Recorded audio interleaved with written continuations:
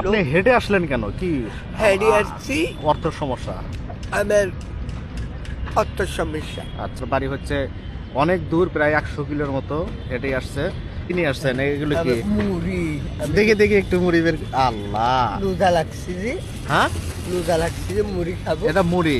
জি, আর এটা কি? এটা কি এটা ওই একটা এক টুকরা আপেল আপনি খাবো। রোজা রাখছেন? হ্যাঁ, বেলাতে খাইছি জি।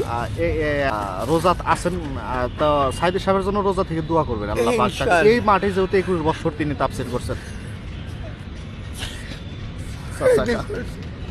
সেহরির সময় কি খেয়েছেন? আমি সেই সময় ভাত খেয়েছি, একজনে ভাত দিয়েছিল, ওই হ্যাঁ। ভাতগুলা খেয়েছি। আর এটাতে ইফতার করবেন না? এগুলা দিয়ে আমি ইফতার করবো। রোজা আছেন তো সাইদি সাহেবের জন্য রোজা থেকে দোয়া করবেন আল্লাহ পাক তাকে ইনশাআল্লাহ। এই মাঠে যে। আচ্ছা, যেদিন সাইদি সাহেব মারা গেলেন ওই দিন কেমন লাগছে আপনার? আমার মনে হয় যে আমি রবীন্দ্র ফাঁক হয়েছি, আমি ভিতরে দীক্ষা গেছি, সাথে আমার ভূমিকম্পও গেছে। আচ্ছা, কান্না করার দরকার নেই, চাচা অনেক দূর থেকে আসছে, হেঁটে আসছে, রোজা আছে।